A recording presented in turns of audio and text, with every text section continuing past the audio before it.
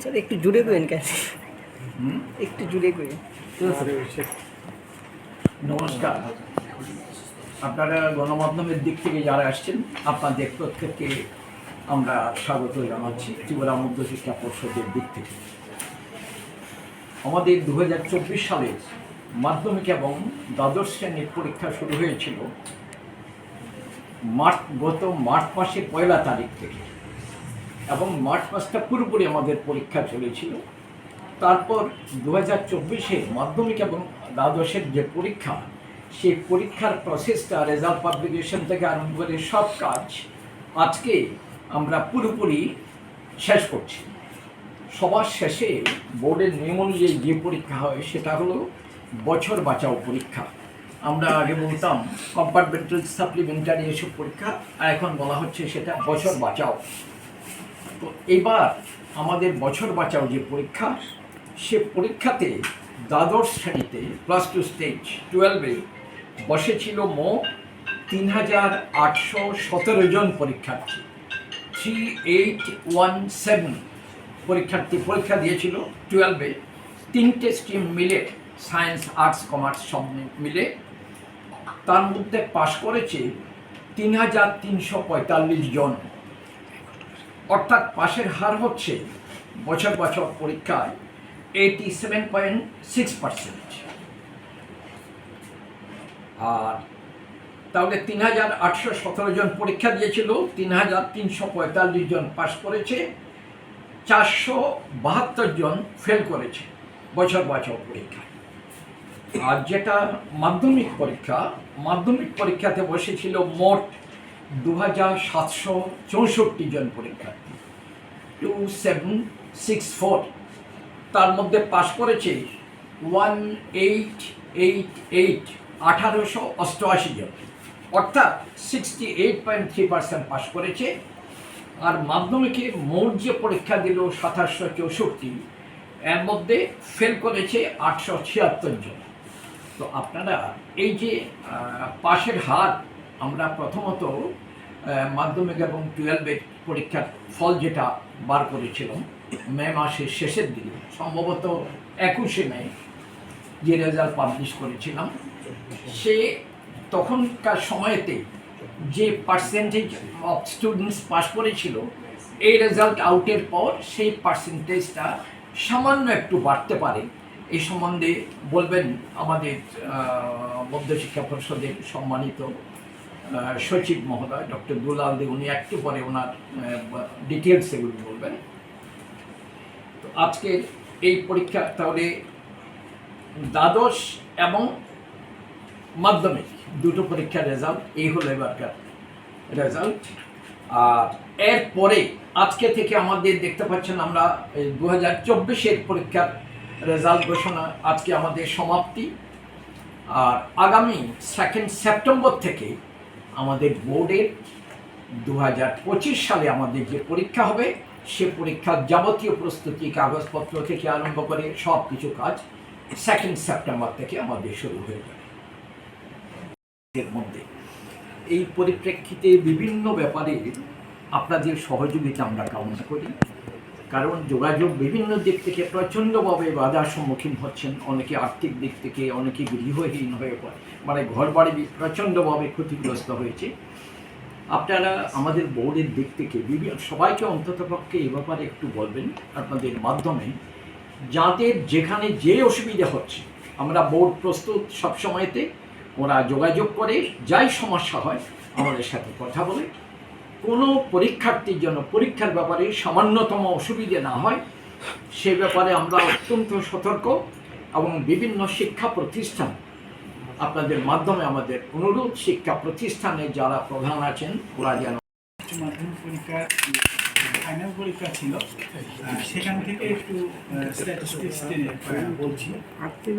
আমাদের এবার মাধ্যমিকের টোটাল ক্যান্ডিডেট ছিল 33,739। এই ছিল আমাদের টোটাল ক্যান্ডিডেট যারা মূল ফাইনাল পরীক্ষায় অংশগ্রহণ করেছে। তো ওই পরীক্ষায় মোট পাস করেছিল 29,534, যেখানে আমাদের পাস পার্সেন্টেজ ছিল 87.54%। আমাদের ফাইনাল পরীক্ষার কথা বলছি আমরা। এরপর ফাইনাল পরীক্ষার রেজাল্টের পর আমরা রিভিউ, একটা প্রসেস ছিল রিভিউ এক্সাম রেজাল্ট যেটা হয়েছে, সেই রেজাল্টের পর যে টোটাল যে ফিগার ছিল, সেখানে টোটাল পাস্ট ক্যান্ডিডেট ছিল 29,555 আফটার রিভিউ, আর ফেল ছিল 975, আর বছর বাঁচাওতে এলিজিবল ছিল 3,209। তো রিভিউর পর তারপর আমাদের বছর বাঁচাও প্রসেস শুরু হয়েছিল। সেই বছর বাঁচাওতে অংশগ্রহণ করেছে 2,764 ক্যান্ডিডেটস, আর এই বছর বাঁচাওতে পাস করেছে 1,888, যেখানে বছর বাঁচাওয়ের পাস পার্সেন্টেজ 68.3%। আর যারা ফেল করেছে বছর বাঁচাওতে, ওরা 2025-এ কম্পার্টমেন্টাল হিসাবে আবার পরীক্ষা দিতে পারবে, আর এই সংখ্যাটা হচ্ছে 876। এ হচ্ছে আমাদের তিনটা স্ল্যাবে যে পরীক্ষা হয়েছে, ফাইনাল পরীক্ষা, রিভিউ এবং বছর বাঁচাও, এগুলি আমি আলাদা আলাদা করে বললাম। আর এখন এই তিনটে পরীক্ষাগুলো যদি আমরা সাম আপ করি, টোটাল করি, তাহলে আমার কি দাঁড়াচ্ছে, বছর বাঁচাওর পরে এখন যে আমাদের ফাইনাল যে স্ট্যাটাস, এখানে টোটাল ক্যান্ডিডেট পাস করেছে 31,443। এখন টোটাল আমাদের এটা দাঁড়ালো পাস ক্যান্ডিডেটের ফিগার। আর পাস পার্সেন্টেজ যেটা 87.54 ছিল, সেটা বেড়ে দাঁড়িয়েছে 93.19% মাধ্যমিকে আফটার বছর বাঁচাও ফাইনাল যে ফিগার, লাস্ট ফিগার। আর ফেল করেছে 975, আর কম্পার্টমেন্টাল হয়েছে 876। আর যারা বছর বাঁচাও, যেমনটা বলেছি আমি, বছর বাঁচাওর জন্য এলিজিবল ছিল 3,209 ক্যান্ডিডেটস, কিন্তু বছর বাঁচাও পরীক্ষা দিয়েছে 2,764। তাহলে বাকি যারা দেয়নি, তারা আগামীবার অটোমেটিক্যালি কম্পার্টমেন্টাল হিসাবে পরীক্ষা দিতে পারবে। এমন ক্যান্ডিডেট হচ্ছে 445, যারা বছর বাঁচাও দেয়নি, ওরা আগামীবার কম্পার্টমেন্টাল হিসাবে পরীক্ষা দেবে। এবার আমি আসছি হায়ার সেকেন্ডারির ক্ষেত্রে। হায়ার সেকেন্ডারি আমাদের টোটাল এবছর ক্যান্ডিডেট ছিল 25,350 আমাদের ফাইনাল পরীক্ষায় ক্যান্ডিডেট ছিল। ওই ফাইনাল পরীক্ষায় আমাদের পাস করেছিল 20,095 ক্যান্ডিডেটস, যেখানে আমাদের পাস পার্সেন্টেজ ছিল 79.27%। তো তারপর আমাদের রিভিউ প্রসেস হয়েছে, রিভিউতে আমাদের একজন ক্যান্ডিডেট পাস করেছে মাত্র 12-এ। আগে ছিল 20,095, রিভিউর পরে দাঁড়িয়েছে সেটা 20,096। পাস পার্সেন্টেজ কোনো চেঞ্জ হয়নি এতে। তারপর আমাদের ফেল ছিল 1,018, আর বিবি জন্য এলিজিবল ছিল 4,236। তো তারপর বিবিতে অংশগ্রহণ করেছে 3,817। আমার টোটাল ক্যান্ডিডেট ছিল বিবির জন্য 4,236। এর মধ্যে বিবিতে বসেছে 3,817, আর বিবিতে পাস করেছে 3,345। তাহলে এখানে পাস পার্সেন্টেজ দাঁড়ালো 87.6।